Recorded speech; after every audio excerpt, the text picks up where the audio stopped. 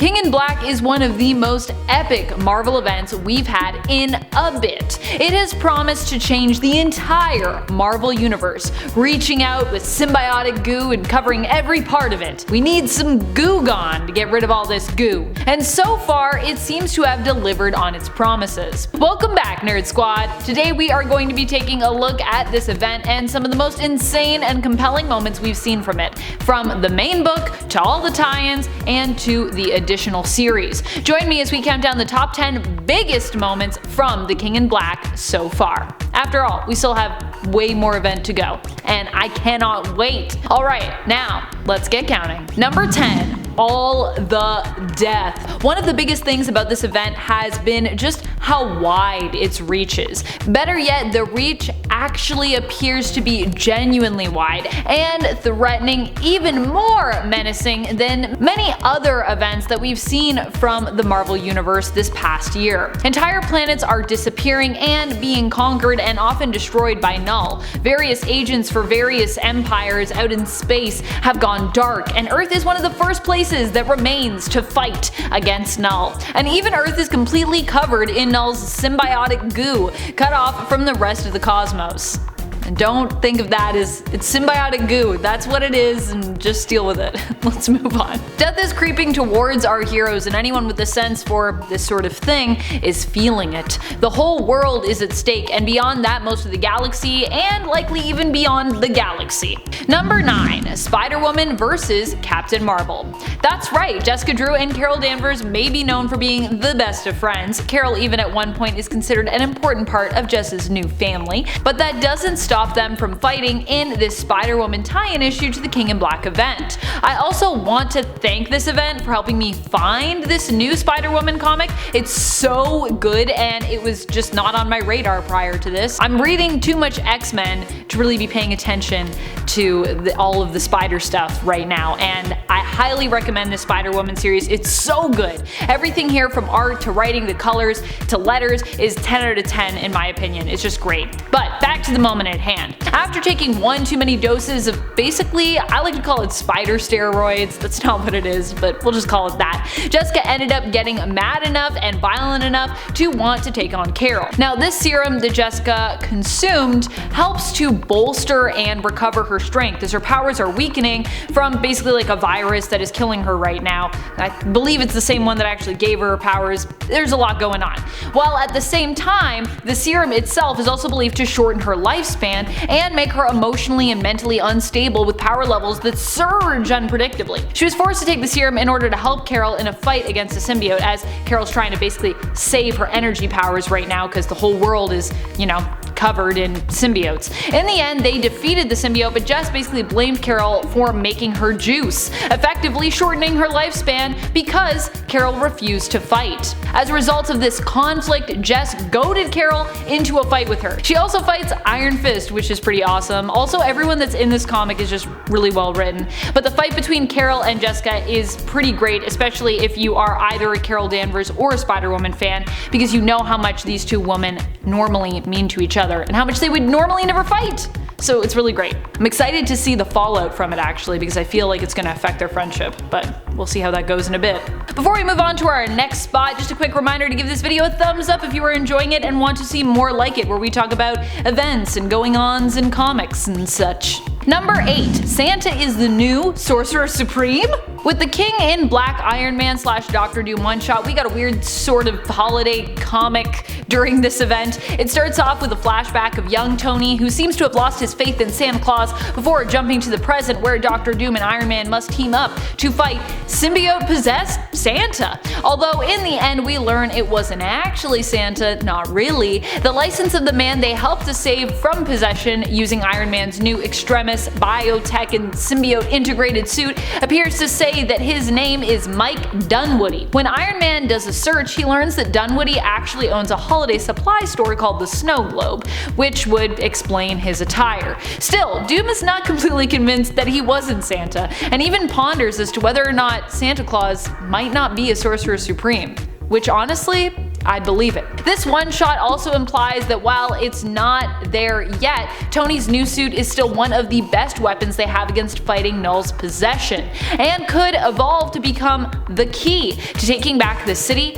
and the planet. A pretty important implication. Number 7. Return of Star-Lord. In the Guardians of the Galaxy King in Black tie-in issue number 10, we see the return of Peter Quill. That's right, he didn't die in issue 2. Instead, we learn in issue 10 that he was transported at the time of his death to a place known as Morinus, the land beyond all suns. There he learned much and has now returned after his long time away with increased power levels for both himself and his element gun, although the time spent away felt shorter to the other members of his team as time moves differently on Morinus.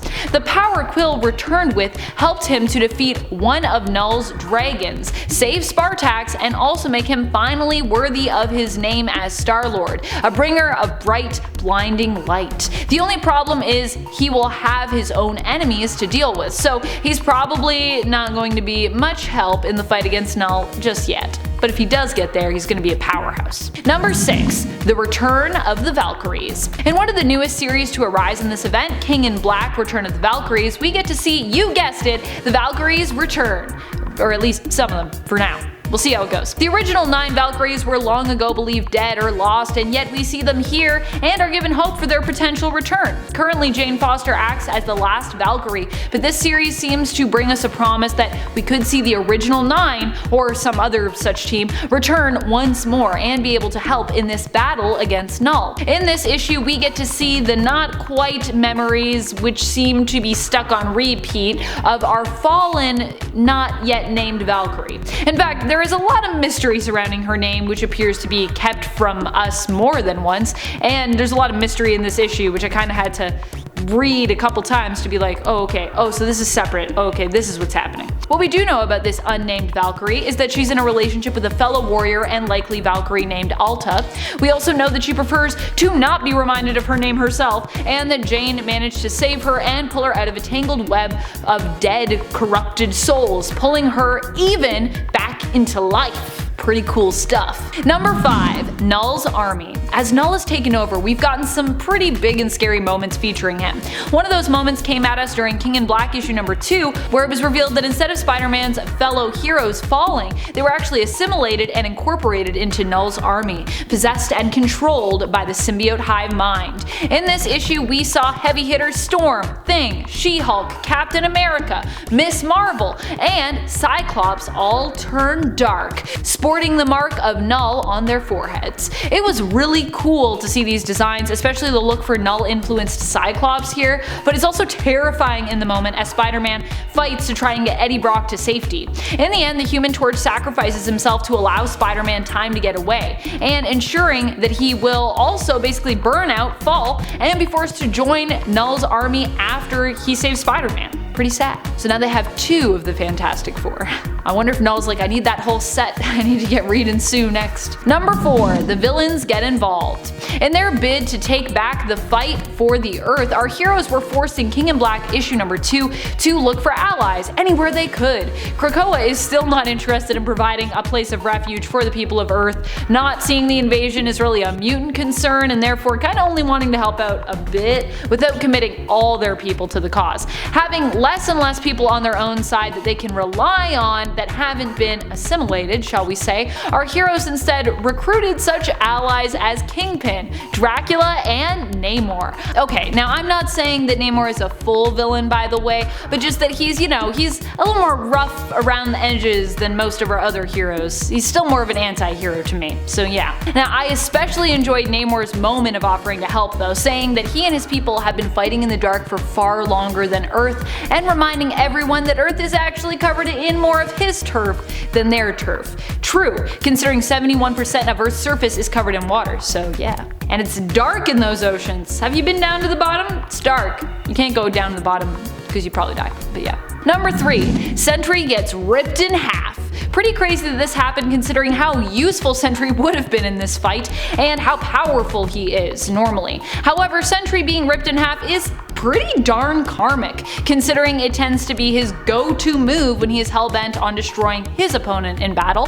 So yeah, I guess it was just his turn to see how that feels. I imagine it does not feel good, though from the way Sentry described the feeling of dying to Valkyrie, Jane Foster, following his death, not too bad either. He in fact relived some of the happiest moments in his life in those final moments. Regardless, Knull epically tearing Sentry to pieces was a pretty shocking moment in this event, and one that set us up for the epic and awesome horror show to come.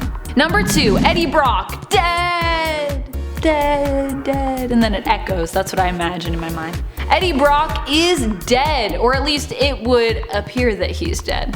We thought this event was going to be continuing his epic fight and potentially even end in a showdown with Eddie versus Knull, as one of the few who could effectively stand up to the King of the Abyss, but apparently Donny Cates and the rest of the creative team behind the King in Black event had other plans for Eddie.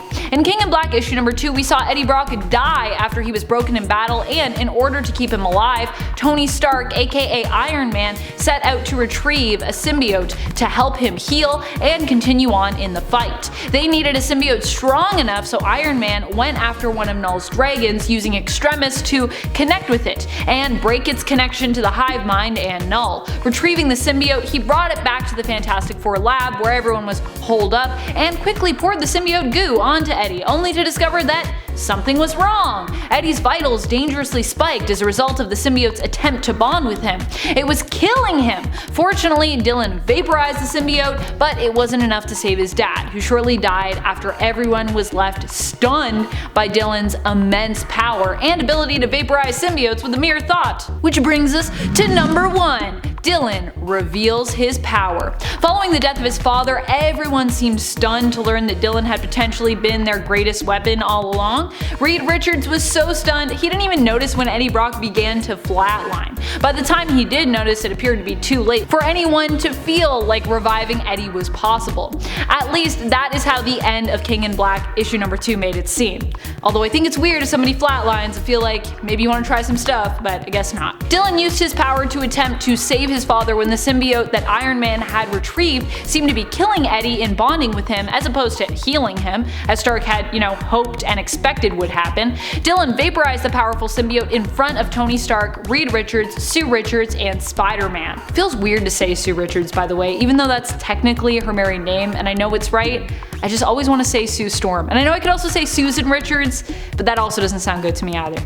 None of these sound good, only Sue Storm. It'll be interesting to see how this ends up developing in the 3rd chapter of the main book, as this was definitely one of the biggest revelations for our heroes thus far. If the other heroes try to use Dylan as a weapon, it may also create conflict from Spider-Man as well, who Eddie did try to get to promise to take care of Dylan as he lay pretty much dying.